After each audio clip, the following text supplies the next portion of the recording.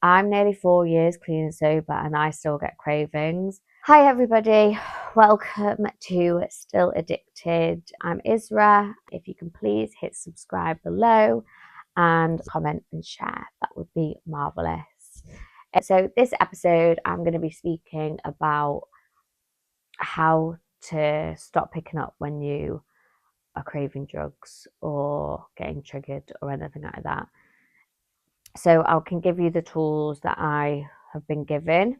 One of the biggest one, and I think I've mentioned it in the last episode, but there is a thing, and let me see if I can find my keys actually. There they are. So it's this. I don't know if you can see, but it's the No Matter What Club. So when I first joined NA, one of my sponsors, she told me about this No Matter What Club. And it's a mental thing, obviously. It's not an actual club. But it's basically in any situation, whether it's super triggering, you get a big ass craving. My biggest thing that I do is just constantly go, no matter what, I will not pick up. No matter what, I will not pick up. No matter what, I will not pick up. No matter what, I will not pick up. And I literally say it like a mantra. And sometimes I am in such a bad way, that's all I can do. I don't know whether anybody who's watching this dissociates. That is something that I used to do quite a lot, and I can completely dissociate from my body. And one thing I learned was a grounding tool, which was like your five senses. Look at something, hear something, smell something, touch something, and then what's my other sense? Anyways, so that's a grounding tool. This is another way of grounding yourself, is just saying no matter what, no matter what, no matter what, no matter what, no matter what. And it's worked for me. It really does just stop that craving, or it just brings me back to what I'm doing and makes me think, no, I'm not going to pick up. But I still get cravings. I'm nearly 4 years clean and sober and I still get cravings. They just come into my brain and then leave. But then sometimes they come into my brain and they stay for a good few hours, sometimes days.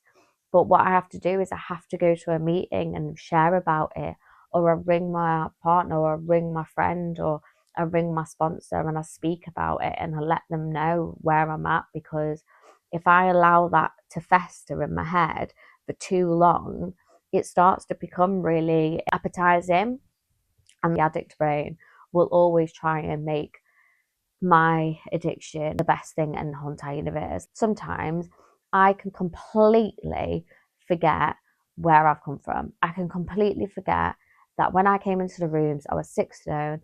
I was wearing tenner pads because I was pissing that much. I was pissing blood and jelly, and I could not stop using for the life of me.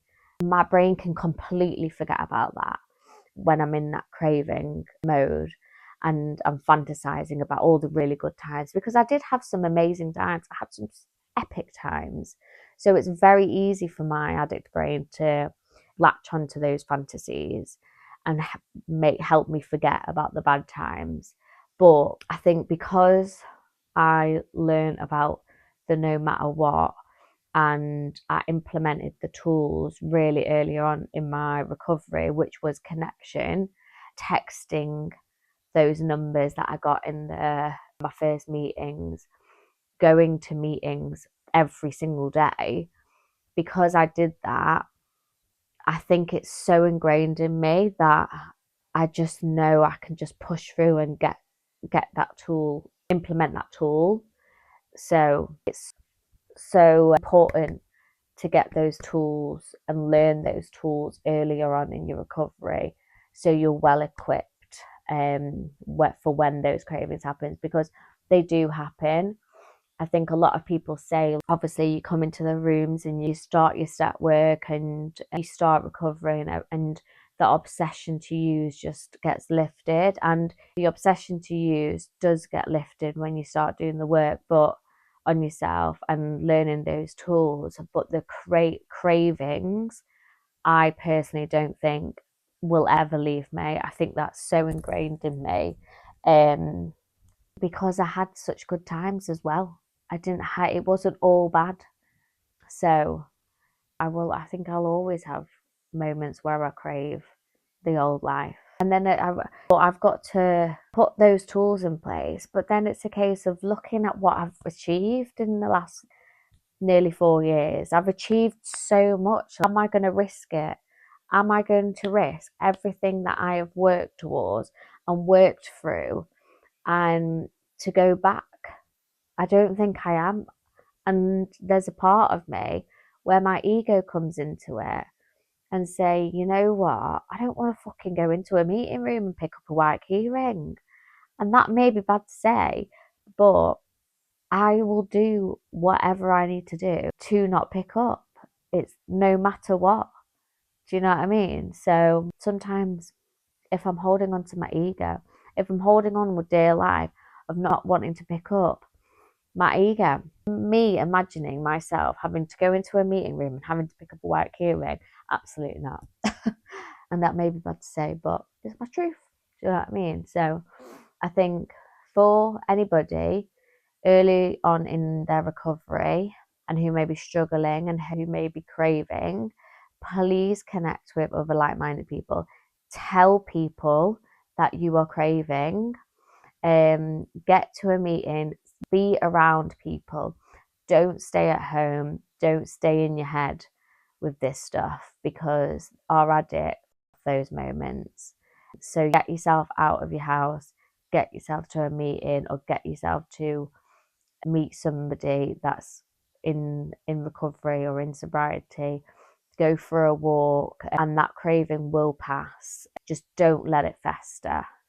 But whilst I say all of this, I, I, I, I wanted to say about the fact that I still have cravings, because I think a lot of people think they're just going to disappear, but and they're not.